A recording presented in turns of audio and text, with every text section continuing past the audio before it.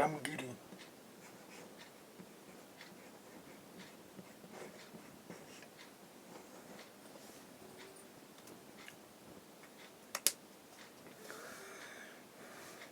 पुरातत्वविद यह मानते हैं कि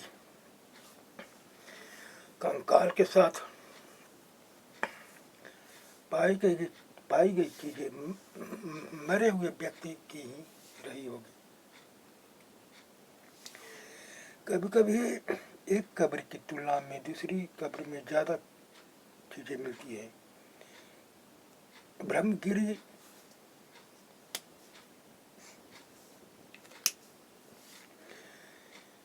में व्यक्ति की कब्र में 33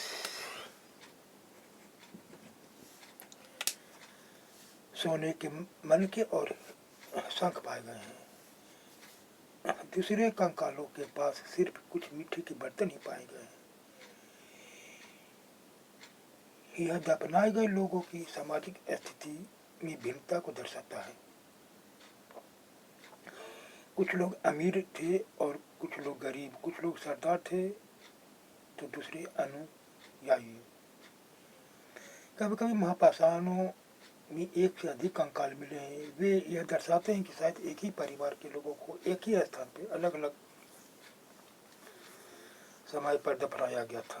बाद में मरने वाले लोगों को पोर्ट होल के रास्ते कब्रों में लाकर दफनाया जाता था। ऐसे स्थान पर गोलाकार लगाकर पत्थर या चट्टान चिन्हों का काम करते थे, जहाँ लोग आवश्यकता अनुसार शवों को दफनाने दोबारा आ सकते थे। इनाम गांव।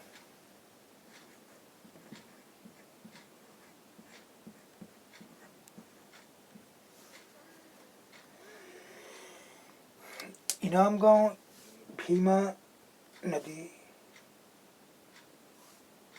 की सहायक नदी घोड़े के किनारे एक जगह है।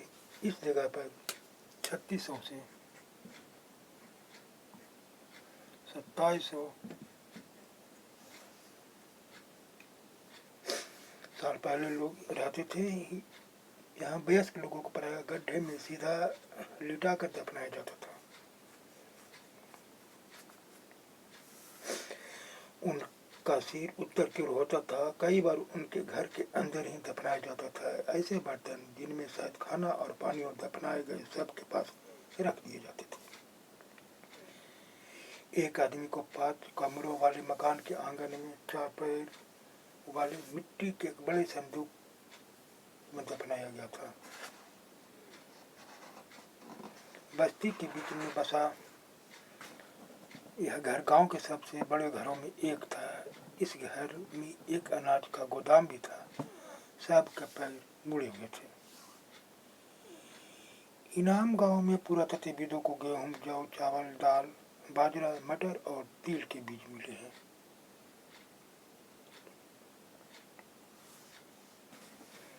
कई जानवरों की हड्डियां भी मिली हैं। कई हड्डियों पर काटने के निशान से यह अंदाजा होता है कि लोग इन्हें खाते होंगे।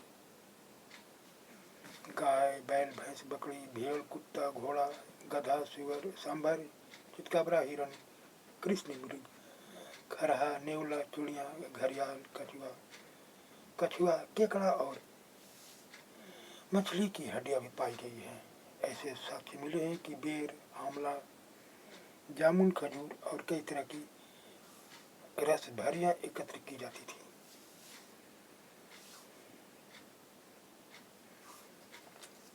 चीन।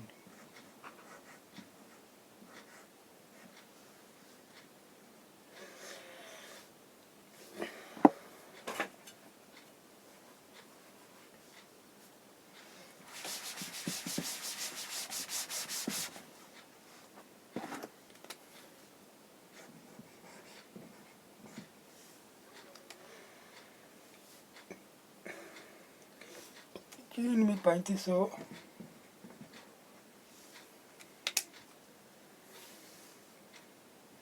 साल पहले यहाँ लेखन की कला के सबसे पुराने उदाहरण पाते हैं। यह जानवरों की हड्डियों पर लिखा गया था। इन्हें भविष्यवाणी करने वाली हड्डियां कहा जाता है, क्योंकि यह मानता थे कि ये भविष्य बताती है। राजा लोग लिपिकारों से इन हड्डियों पर सवाल लिख पाते थे। क्या वे युद्ध जीतेंगे? क्या फसलें अच्छी होगी? क्या उन्हें पुत्र होंगे? फिर इन हड्डियों को आग में डाल दिया जाता था। जहाँ उन्हें पुत्र होंगे, फिर इन हड्डियों को आग में डाल दिया जाता था, जहाँ इनमें गर्मी से चटक कर दरारें पड़ जाती थी। भविष्य वक्ता इन दरारों को बड़े ध्यान से देखकर भविष्यवाणी करने की कोशिश करते थे।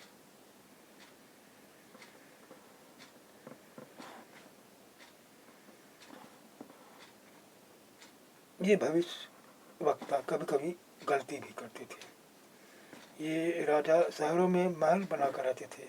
उन्हें बेशुमार दौलत इकट्ठी कर ली थी, जिनमें बड़े बड़े नक्काशी किए हुए कांसे के बर्तन शामिल थे। लेकिन वे लोहे का इस्तेमाल करना नहीं जानते थे।